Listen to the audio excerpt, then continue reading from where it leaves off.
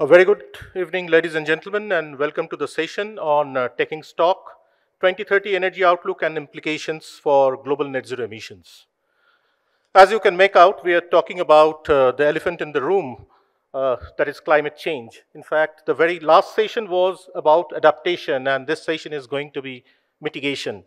And we are going to talk about green energy transition as a mitigation process, which has been a prime concern ruling the roost in all our minds.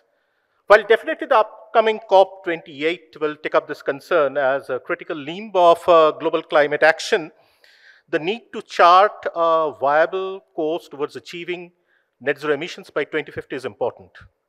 And it is now imperative that we gain a comprehensive understanding of the current emissions trajectories until 2030. We should rather make this attempt to understand what kinds of adjustments need to be made, what are the pathways that we have followed so far, and if at all we have to get into the Paris targets or suppose the net zero targets, whether we need to change those trajectories at this point in time or not. So without much ado, what I'll do is I'll just request at the very outset Mallika Ishwaran and her team to make a presentation on what are the concerns emerging out of our present practices and where do we stand as far as 2030 is concerned. Over to you, Mallika. Thank you very much. It's a real pleasure to be here. I'm Mallika Ishwaran, Chief Economist of Shell, and I'm joined by my colleague Georgios Bonais, who's a Senior Energy Analyst at Shell. Now, we both have the privilege of being part of Shell's scenarios team. This is the team that does the long-term thinking for a company like Shell, because we're looking and making investments that last decades. And so understanding the uncertainties and sort of the trends emerging is sort of critical. And again, what we hope is scenarios that existed in Shell for over 50 years, and it helps make better decisions, particularly when you have moments of real deep and radical uncertainty, exactly like the kind of times we're living through today. So, just a brief disclaimer, just to say that we talk a lot about scenarios, and the scenarios are about the future, but they should not be taken as forecasts or as business plans for Shell. When we're doing this scenario work, there are three sort of mega trends, if you like, that we've been looking at. The first is basically the volatility that everyone observes in energy prices that we've seen. Now, when we were looking at this volatility of energy prices, this predates Russia's invasion of Ukraine. So we were expecting this decade to be a decade of volatility, simply because you're ramping down one type of energy system, fossil-based, you're ramping up another type of energy system, low carbon, and in the interim, during that period, you're going to have supply inflexibility and inelasticity. And so any market disruptions that you see will be reflected in relatively larger than before price movements. So volatility was something we expected to be a trend this decade. The second sort of trend we're looking at is around climate change. It marches on, no matter what we as human beings are thinking about. And again, we're seeing evidence of climate impacts becoming more and more obvious. What we think is that sometime over the course of the next 10 years, the world will have a year where it breaches the 1.5 centigrade threshold. So not systematically above 1.5, but we're going to have a year or possibly more in the next decade that go above 1.5. So there's another mega trend to think about. And the third is around technology. And this is not about low carbon technologies, though. We're looking at technologies such as automation, digitalization, AI. And again, how that innovation and that technological change interacts with how energy is produced, moved around, and used is going to be sort of quite innovative, quite different, and quite unpredictable compared to what we see today.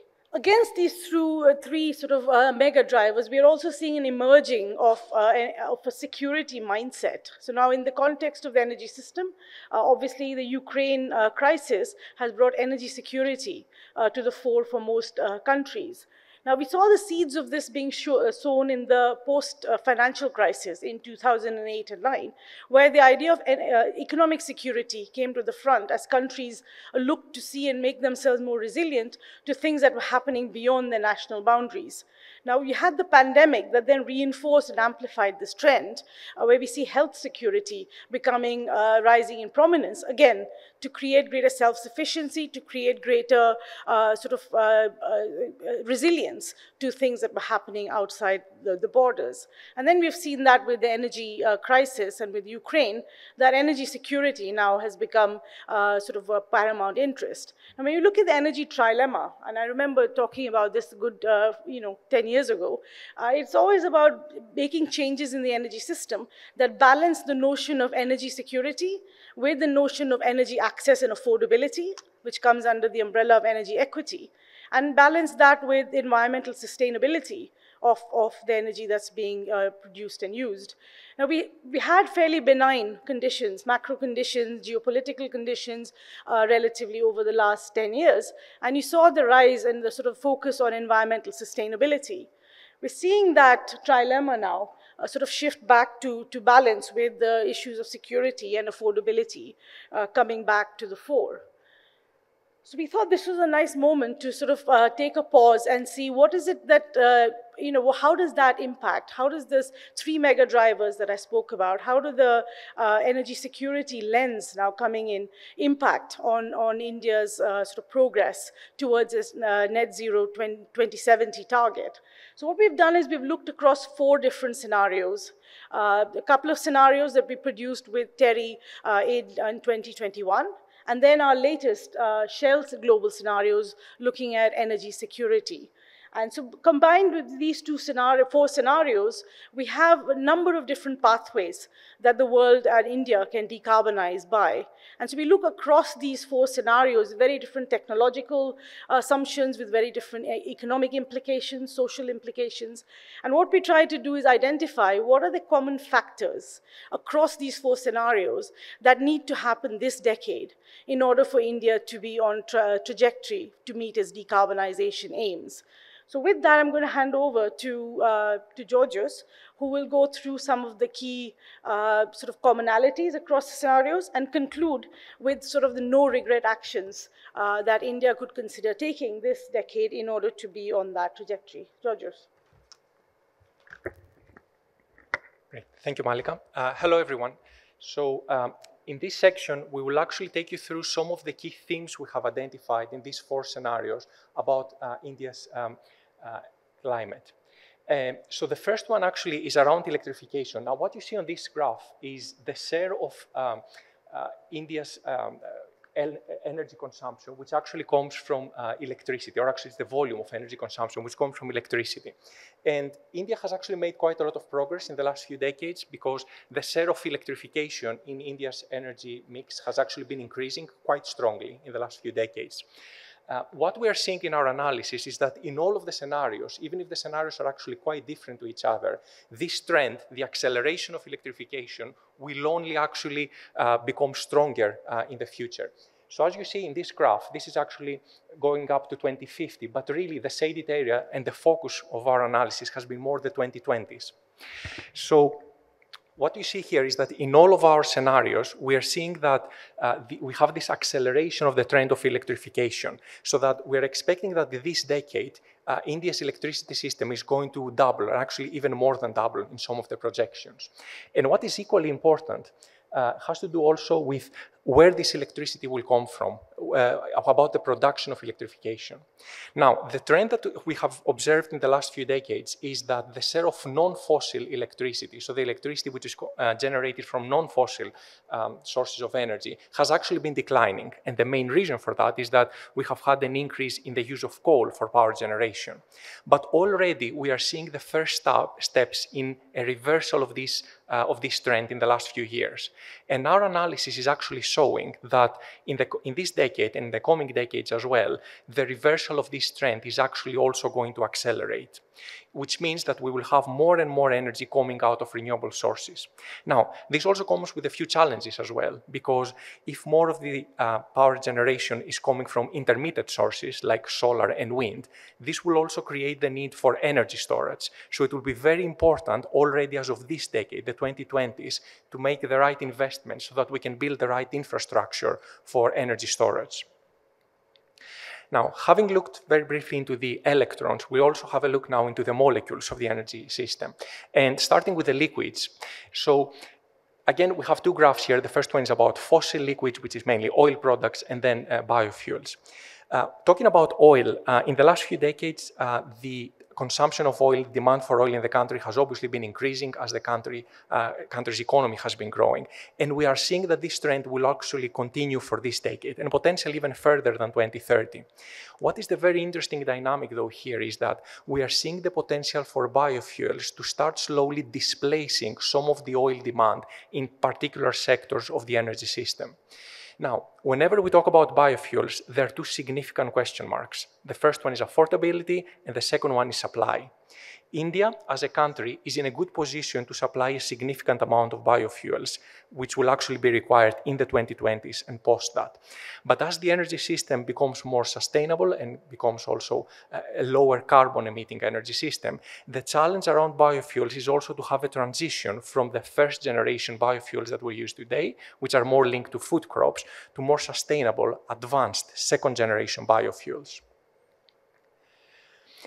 Looking also into the gaseous fuels, and here the two graphs are around fossil ones, which are natural gas, and then hydrogen.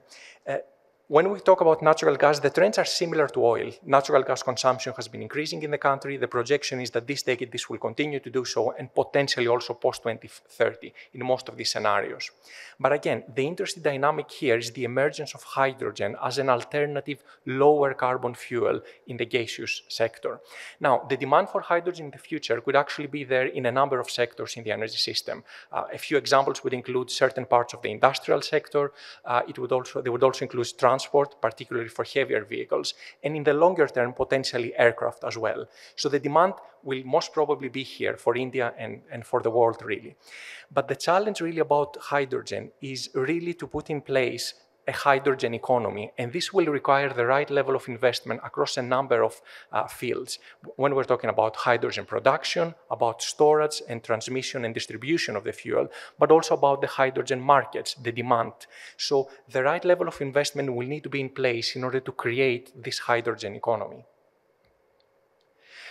Now, another area that we have actually put a lot of our focus in our analysis has to do with the relationship between economic growth and growth of energy demand.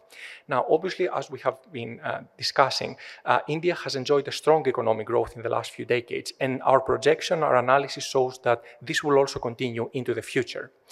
Now, usually when we have strong economic growth, this is accompanied by strong demand growth. But as the energy system becomes more efficient and as it's being electrified, the opportunity for India is that this strong economic growth will also come with a slower energy demand increase.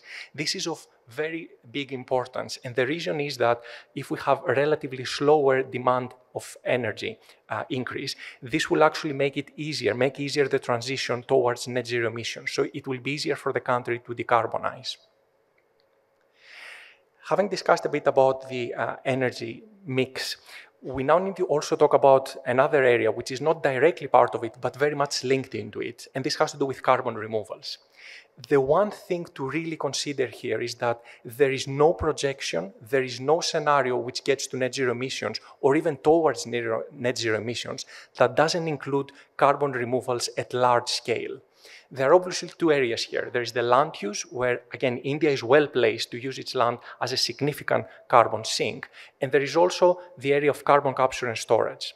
Now, we are seeing in the different scenarios that there will be a strong need, a high demand for carbon capture and storage post-2030. But again, it is really this decade, the 2020s, where we need to have the right policy framework, which is going to drive the right investment, which are going to drive the right infrastructure built. This needs to happen or to start happening in this decade so that we can get the scale of CCS, the carbon capture and storage, which is required post-2030. Having then taken you through of the key areas, this is actually the last slide, and really what it does, it summarizes the key focus and action areas where we need to actually put our put our strength and put our analysis this decade so that we can actually enable India's energy transition. I'll take you very briefly through some of these. The first one has to do about how this economic growth that we are seeing about the country, how is it going to be delivered? Now, India has the opportunity to drive its future economic growth in a more sustainable way, given that now there are options, there are tools available which the energy transition is providing. A good example is the second point. A very important sector for the country, which is the manufacturing sector. It can actually use some of these low energy, low carbon options that we have discussed, like hydrogen, in order to become more vibrant, in order to grow in a more sustainable way.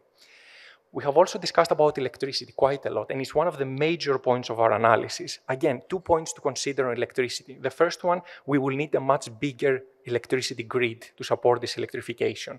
The second point is that we need also to have the right investment in place to build the required energy storage, as the system will be relying more and more on intermittent sources.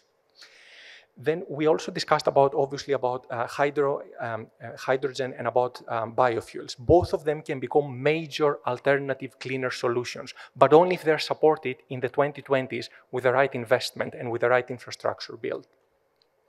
We also discussed quite a bit about carbon removals and the two areas of focus here. The land use, where again, as we said, India is really in a good place to use its land as a carbon sink, and also CCS, which will only help in the energy transition if the focus on it is placed already as of now and is considered something that needs to be addressed in the 2020s and no later than that.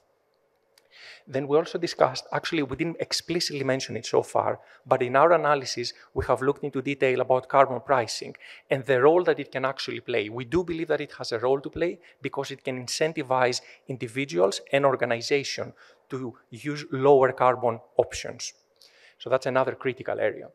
Then in terms of, and again, we didn't have time to discuss in detail, but we have put a lot of focus on sectoral approach for the energy transition. What we are seeing is that there is scope for collaboration between organizations and companies in different sectors. The reason is that some of the solutions that we discussed, hydrogen is again a good example, they can actually be applied to different sectors. So if there is common investment, even from companies in different sectors, they can actually build the required, for example, supply chains and then enjoy the benefits of using, for example, the hydrogen economy. So there's a large scope for cross-sectoral collaboration for the country. And then the last point here, which is not directly linked to the energy mix, but it's a very important one nevertheless, has to do with the energy transition. And we have recognized that in the beginning there will be some costs related to that, but in the longer term, much more importantly, there will be significant benefits. And it is very important that the initial cost, but the very important later benefits are kind of attributed in a fair way to the individuals and the organizations within the country.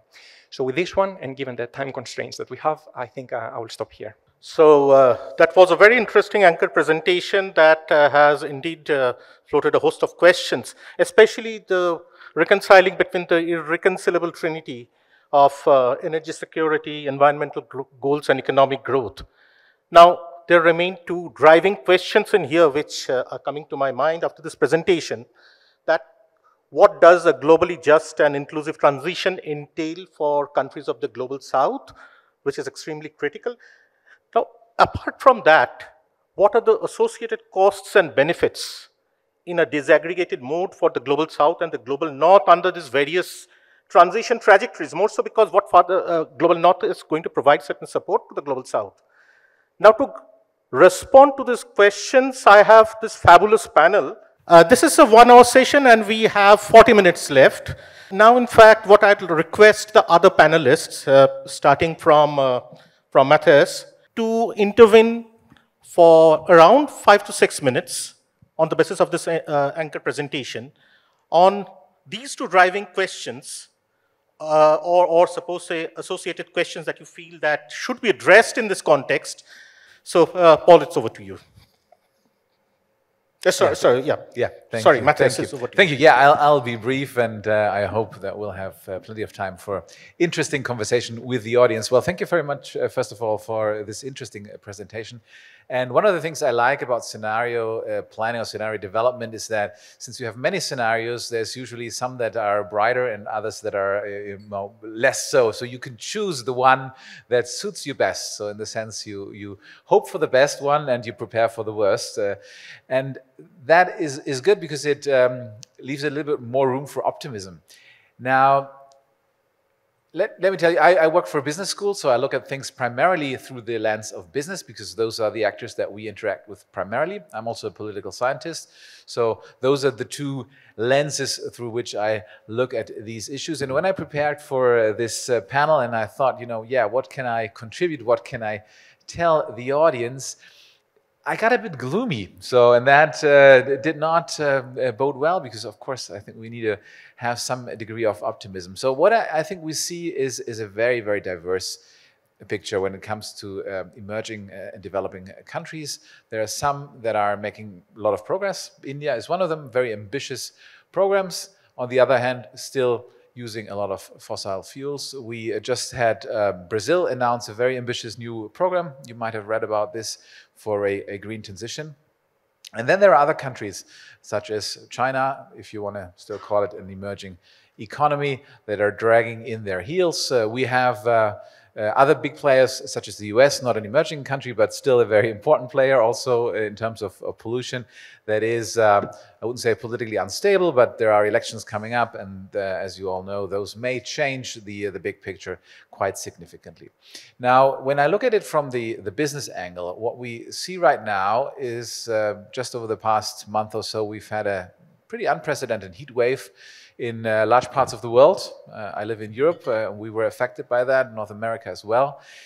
And that has reached a point where, from the business perspective, business is not just anymore the source of many of the problems in terms of being a polluter, but it also affects business operations. So the climate change is negatively affecting productivity, is negatively affecting business operations in parts of the world. And the UN Secretary General, Antonio Guterres, he just coined the phrase that we've actually left the era of global warming and we have entered the era of global boiling, quite literally. So I think that is important to bear in mind. And again, from the business perspective, that has some real repercussions here. Where do we stand? I think I'm very curious to see what the global stockpile what will come out of it, and what, in particular, what changes it will have in terms of the dynamics. So far, I'm rather pessimistic. We also had the G20 climate talks in Chennai last week that were not very successful, as far as I've heard. So I think we're still lacking this sense of urgency. And I found this pyramid interesting, the three elements: energy security, energy equity, and energy sustainability. And what happens, in my view, is that there is a clear hierarchy of urgency.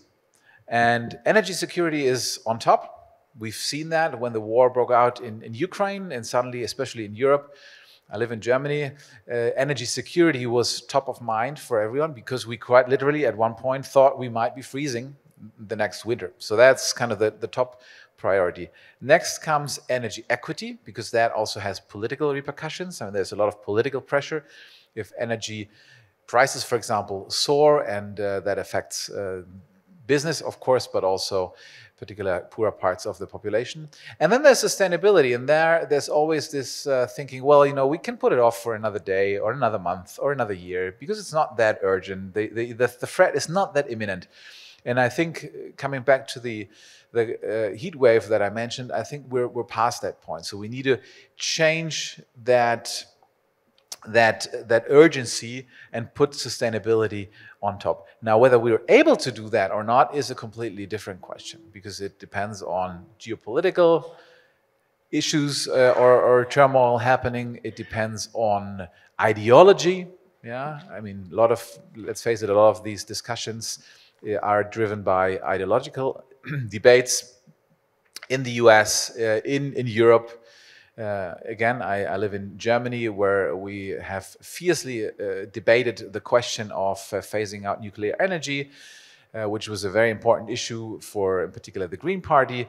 That has led to the curious fact that we had to fire up coal plants again after the invasion of Russia in Ukraine.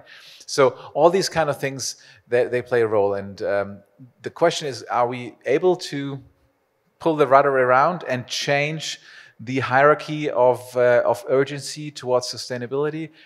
I'm not sure, but I also don't want to end on a too pessimistic note, so I'll hand it off to the next panelist who maybe can give a bit more of an optimistic picture.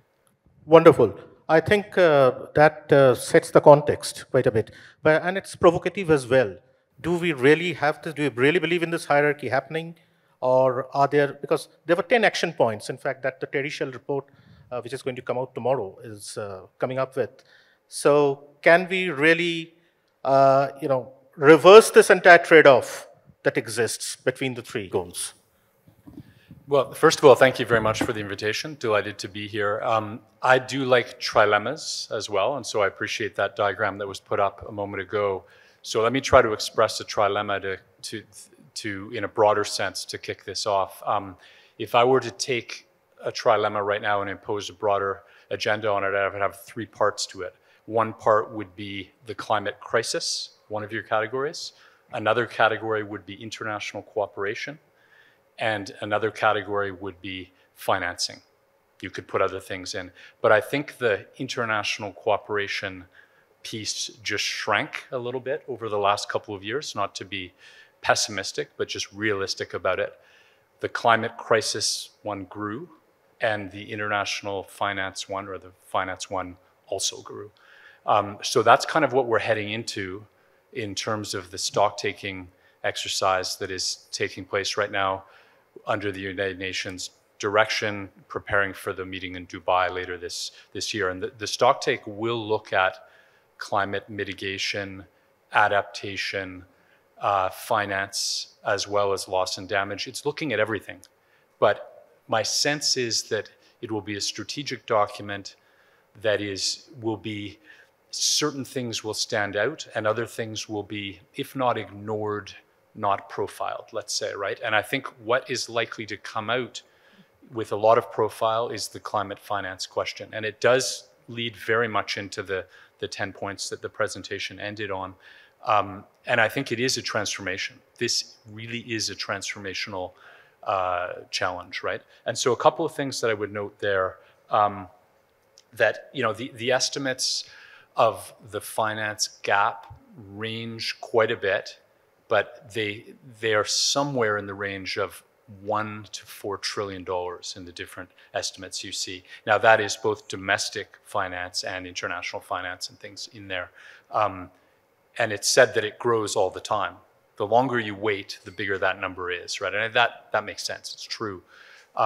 There's the $100 billion from the Copenhagen commitments that was not met for 2020, which has now been from the industrialized countries, that has now been extended. I'm not sure if a new number has been put on it, but it's recognized to be beyond 100 billion a year by 2030. And that will be critical. So the financing is challenging. So what would I identify? I'm going to identify a couple of things that I think are critical starting points. And again, it does relate to the scenarios that were pointed out. The first one I would say is fossil fuel subsidies, right? This has been a 14-year, I think, standing agenda item for the G20, and it's just starting to get to the point where some of the countries have actually taken it the full way. Canada, my country, has committed just in the last few months to go the full fossil fuel subsidies removed route, but inefficient fossil fuel subsidies. So there's a little bit of wiggle room in there still. But that will be really important because there's a lot of emissions associated with those, and it's completely doable. Now, of course, coal is part of that as well, and that has led to the just energy transition partnerships being a major direction. I think it started in the G7. It's expanded beyond that.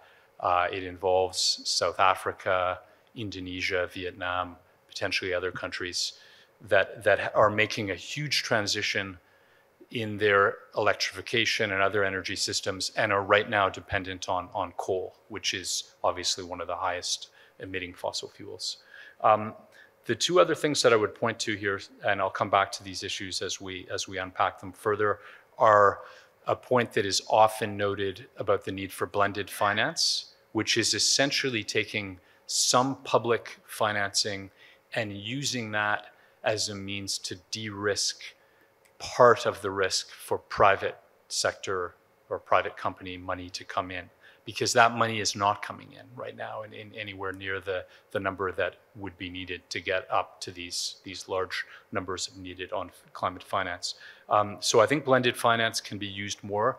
The multilateral development banks have balance sheets right now that can be further leveraged by just adjusting the risk appetite, but those are also very good vehicles to do these kind of blended finance arrangements, which I think are going to be essential.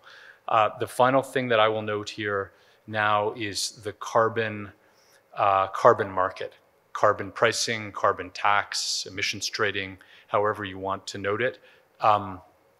Article 6 under the Paris Agreement enables voluntary trading, and I think that it hasn't really been taken up that much so far, but the estimates do say that you could reduce the costs of the climate finance needed upwards of $250 billion a year by 2030 if you were to move quickly to get those markets in place. And those markets would be important for many of the poorest countries because they relate to natural capital and other projects that are not going to really find a market unless it's created through this kind of mechanism. So I'll leave my comments there for now, and let's make some progress on resolving that trilemma. Thank you, Paul. Just a clarificatory question, Paul, before you close it. The figure that you mentioned in terms of climate finance of 1.4 or 4 billion US dollar. 1 to 4 trillion dollars. Per year. Does that entail adaptation finance also, or is this? That is everything. Mitigation and adaptation. It's together. Domestic finance as well. It's international. Thank you, thank you. So, of course, that's a very, very important concern. Indeed, in fact, this turns out to be a transformational question. Given this, Dr. Dhawan, as far as those 10 action points that were mentioned, one very critical element came out. It's not it doesn't only entail energy transition, but also nature-based solutions, especially when you talked about land use change and other things in the presentation. So, if you can throw some light on that, and what do you think, how they can go in conjunction with each other? Sure. Thank you. And it's always very difficult to be the last one because everything has been said. But let me come to the nature-based solutions. If we look at what is the reason or what is happening globally, the climate change, it's largely due to energy, the usage of energy. Let's not blame the developed world because development has to take place, and we'll say the same for India.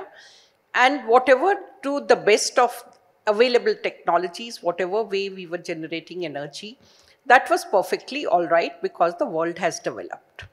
Now, let's look into where are we today and what are we doing. We do have solutions today. We talk of solar rooftop, solar energy, and fortunately, India is blessed with so much of sun's energy. Let's look at our environment, the way the trees grow, the nature grows. And over there also, we have edge over many of the other countries. If we look at what are fossil fuels, ultimately they also came from the biomass. And it's only they were fossilized for so many years. So what we are looking today, can we use this biomass or the sun's energy for generation of energy immediately? That is what we talk about, and the Prime Minister's ambitious program, LIFE, again, basically it talks of how much are you consuming and how much are you generating in terms of energy. So that also becomes, because I always say every stakeholder is contributing to the changing climate, to the energy usage, and every stakeholders get impacted due to his or her own actions. It's only that those who are perhaps socially disadvantageous sector of the society, they suffer most due to the changing climate. Our own plans, like when we talk of the developing carbon markets, we can really achieve a lot. We can plant many more trees, and that is one thing in which we are also involved. We are working with farmers, because ultimately question asked is, what is there for me? If I'm practicing cleaner practices, do I get any advantage? And let's ask ourselves, how many of us worry about the environment when it comes to using unleaded petrol? Many a times we take the decision otherwise, because we'll say, take the softer approach. One, if I do it, it's not going to make any difference, but collectively it will. So similarly, what we are intending to do as government and also as an institute, what we'll advocate is that let's go for a sort of markings, like can we even go for food that where we say it's sustainably produced?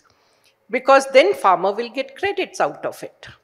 You tell them if they use energy, which is solar pumping of water, rather than a subsidy on the electricity for pumping water, the farmer will perhaps, or rather all of us will prefer that we should give money to the farmer, compensate the farmer if they follow green practices. Carbon credits like trees. If you grow trees, it's a win-win situation, because you are entering the carbon market. You only have to bring farmers together. Similarly, forest trees, the communities over there, they do have right to extract forest products, but how do they do it sustainably, and how the carbon fixation can be improved? It's also a myth to say that greener is expensive. And if you really do the analysis, what we require is a sort of capex, because people don't have capacity to invest initially. But if they are given a choice, everyone perhaps would like to go for green. And the message I would like to give is, no one is asking for subsidies. It's only soft loans. And after they are able to get electricity, cleaner electricity, through solar or any other renewable, it pays for itself. After 3-4 years, it will be all savings. So that's another thing we should keep in mind. The other point I would like to mention is that while we are living in this era of intellectual property rights, and therefore licensing becomes a very strong word, we need to realize that we only have one planet to live in. We have seen during the time of COVID, none of us could go to any other place. And therefore, if the environment on this planet goes beyond recovery, any amount of air purifiers is not going to help us. So let's move towards technology sharing, and more than sharing, I'll say technology co-development. We also have to realize that most of the G20 countries, including India, we are nations of small and medium enterprises. So if we have to look at the final product, there are going to be so many smaller vendors, and therefore, unless and until you make them green, you will not achieve your target. Technology development cost in our countries perhaps is going to be lower. We may not be needing that level of sophistication, and therefore technology, the green technologies will become perhaps little cheaper in our countries, and that goes also with human resource development. Because technology development is not just the technology. It is adaptation of the technology. Like when we are talking of hydrogen ecosystem, hydrogen is something which most of us have just studied. Now to work on hydrogen, the entire ecosystem, it's hydrogen production, it's storage. And when I talk of storage, you also need to research on what kind of storage tanks you require, what kind of paints should be there. You talk of transportation, till the level it is dispensed. And of course, simultaneously, research has to go on. If you're planning to use it in vehicles, what kind of modifications are required there? So human resource development becomes very important. Last, I'll just like to touch upon some of the government policies. And if we look at whether it is the new forest conservation bill, energy bill, in all the new amendments, government is introducing a major share of renewables. So that shows that government's policies are more towards, or I'll say today we are saying voluntary, but soon they are going to be, and already in some cases it has become mandatory, like industry beyond a certain size or building up beyond a certain size, they all must have component of renewable introduced. And biofuels, again, like it's something like you kill two birds with one stone, because you are fixing the carbon dioxide, which is through agriculture activities. And then you have that biomass, which can be converted into biofuel. And therefore, it's win-win situation. You are also doing it at the village level. That is where you need energy security. For a rural kitchen, energy transition also means access to clean fuels. And therefore, we must have them in this entire drive of going green and energy security. Thank you. Thank you, Vibha. I presume even in this limited space of time, a host of issues came up. Just based on that 10 or 12-minute presentation, we talked about the trinity, the triangular challenge, the hierarchy of priorities, well, markets, institutions, and finance, instruments. In fact, Paul talked about those practices, which Vibha was talking of, costs, benefits. And so how do we achieve what we intend to? So that remains an overarching question. Right now, we have exactly 12 minutes, 10 seconds left. So it's open to the floor. Yes, sir, Mr. Bhattacharya. Thank you to Mallika and a colleague and to the panel. So I want to focus on three big challenges in India in implementing what I thought was a very well thought out strategy. The first is, in order to be able to scale up electricity in a sustainable way, we need major reforms of the distribution energy companies. Nobody's spoken about that. And I wanted to, particularly Mallika, hear your views about what are we to do with the DISCOMs. The second, Paul did allude to it, but I'm just speaking again specifically for India. The scale of finance that is necessary is large, and it's not uniform. The financing for renewables is very different than the financing for the grid, very different from the financing for green hydrogen. So how do you see the financing challenge? And the third issue, which is also very big, is the issues of just transition. When you look at the coal economy here, there are 1 million people employed, very poor. There's also a geographic issue about the just transition. The sun shines in the west, all of the non-renewables are in the east. There are also going to be major challenges around the hard-to-abate sectors, and around it, major challenges around vested interest and jobs. So, so if you could maybe just in panelists comment on those three aspects. Thank you. That was Mr. Amar Bhattacharya. Yes, please identify yourself when you ask the questions. Thank you. Masanori Kobayashi from the Ocean Policy Research Institute of the Sasaka Peace Foundation in Tokyo, Japan. I wanted to ask a question to Mallika. I really liked your scenario, that trilemma approach, and I just wondered if you have considered a scenario where there will be no more increase in the fossil fuel consumption, but still you achieve economic growth and also the improvement of human well-being. And in that scenario, can it be integral part of the business model for your company in the long run? And if it's that case, what will be the enablers? I'm just curious about your views. Thank you. I'm Anbu from Area Economic Research Institute for ASEAN and East Asia. And most of the discussions here happening is either at the global level or at the national level. And what could be the opportunities for the regional cooperation, where the small and medium-sized economies like ASEAN and Africa can come together and can contribute for the national level aspiration as well as the global mandates. Thank you. Mallika, we start with you. So I think on the power sector, this is something that I think the power sector needs reform, including the regulation of the transmission and distribution networks. And I think that's fundamentally where there's an opportunity when you're doing that response to put DISCOMs on a more sustainable footing.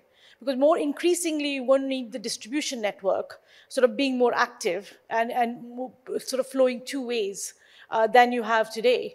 And so that's where you need to invest and upgrade sort of these networks, make sure they're coordinated with the transmission networks. In India, it's also state sort of segregation that happens and fragmentation. So I think that to me is an opportunity for the government to help support the DISCOMs into the new model, if you like, of regulating the network and investing for the future. I think, so I think you can't just leave it to them. So that's my honest answer, Amar. And it's not just India, it's in a whole bunch of other countries that you see this, the distribution side needs to be really stepping up. I think on the hard to abates and all these, I mean, a lot of what Giorgio's put up there was laying the groundwork for when these technologies come to sort of commercial stage.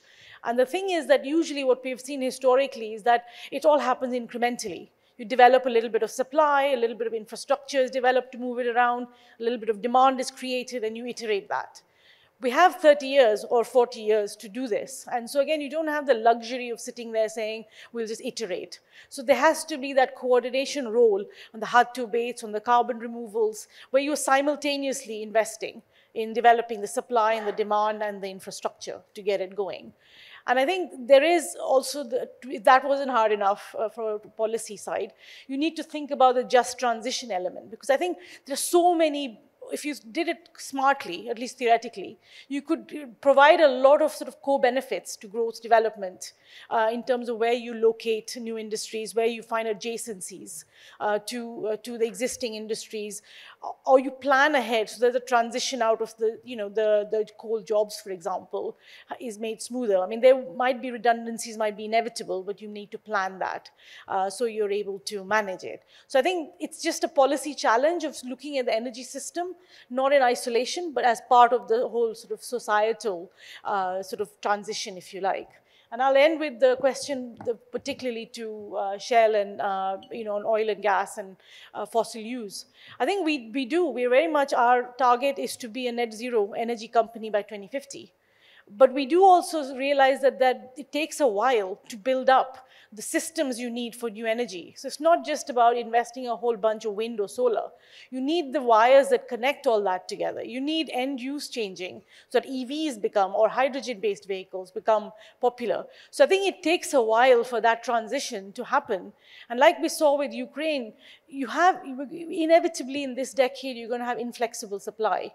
So volatility in energy prices is almost a given, at least in my perspective.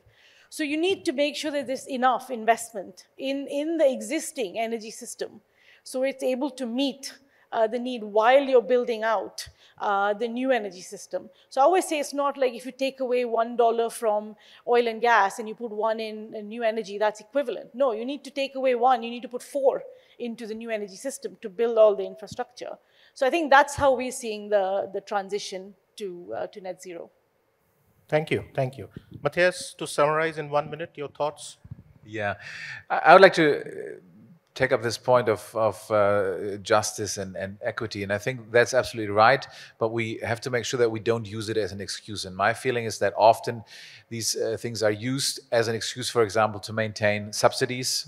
Paul mentioned that, and in fact, if you look around the world, a lot of these subsidies for fossil fuels, for example, they don't actually target the poor, or at least not predominantly. They benefit a lot of other people who are not necessarily need them. So I think we have to make sure that we find a system that addresses those issues, but without making that as an excuse for not doing anything. And I believe that the solution ultimately will have to go through the private sector. I think we can't rely on states. And what does the private sector need? Essentially a very stable and predictable framework of, for example, how a price for emissions is going to increase through a taxation scheme, through trading mechanisms and stuff like that. And then you can actually make a business case that will make it much easier for companies to see this not as a threat, but as an opportunity.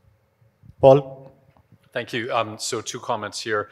The first one on the just transition. I think this is fundamental, and it actually implies the need for a global carbon market. And let me explain why. And that is that you will get anomalies within countries or during certain circumstances where dirtier fuels may need to be employed. We just saw it in Europe, where green plans had to be put aside. You see this all the time in countries where in a remote part of the country, they need to burn dirtier energy or, for poverty reduction. It is very difficult to iron that out uniformly without some ability to offset it in some kind of global carbon market. So I think that's one of the reasons why that will be essential for a just transition. And then on the point that was mentioned around national or regional integration, I think this is a really important point, that there are, I think that is the mindset of some of the major proposals like the Bridgetown initiative, which would try to mobilize money from the International Monetary Fund and create trusts that I think would have that mindset, because the integration of such a transformation does require both the national and the regional integration. So I think I'm glad that point was mentioned. Vibha? Well, I'll just touch upon one point, and that is when we are talking of collaboration, South-South collaboration. That is extremely interested, and I'll put it this way, that all the countries, we all perhaps are working on small little projects, and I'll call it reinventing a broken wheel. We should all work together. It should be a mission mode kind of a program. If you're talking of energy transition, let there be one institute with few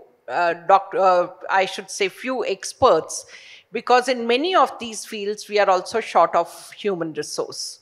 So you have lots of doctoral, postdoctoral students with a mission that in next 5 years, that's where we want to be. Let's move away from the PhD-oriented research. And the other is, when we talk of public-private partnership, that is something to be taken up very seriously. You talk of difficult to abate sectors, not easy for one company to put in so much of money, but if we work at international level, the entire sector joined together, we will be able to find solutions. So let's think in that point as well. Thank you. Wonderful. So that is where we need to end today. I mean, we need concerted efforts, we need collaboration. As such, climate change is a complex problem, and complex problems don't have solutions. So they cannot be essentially expressed in terms of the ordinate and the abscissa, the x and the y axis. Otherwise, we could have resolved it or solved it as an equation. So that essentially, you can take it up later on. We have to conclude right now. So, in fact, I'm getting extremely intrigued and interested with this Terry Shell report, because it addresses somehow it touches upon a particular nerve which makes me comfortable and uncomfortable at the very same time. So, more so because while it talks about energy transition, it also touches upon something very, very critical. It's that the problem is not entirely with energy transition. We cannot look at the solution only through energy transition. We have to look at nature-based solutions. We have to look at land use change more critically. So on the one hand, in fact, we will be talking about or look at green transition only through the lens of energy transition. And on the other hand, we go for extensive land use change, which essentially impedes the entire regulating service of the ecosystem in the form of carbon sequestration. Then the net result is going to be negative, possibly. So these are certain nuances which need to be kept in mind. Of course, the role of finance, institutions, the imperatives in terms of the goals that we set for ourselves, these are, and of course, the negotiation, the negotiated processes that we have to indulge in.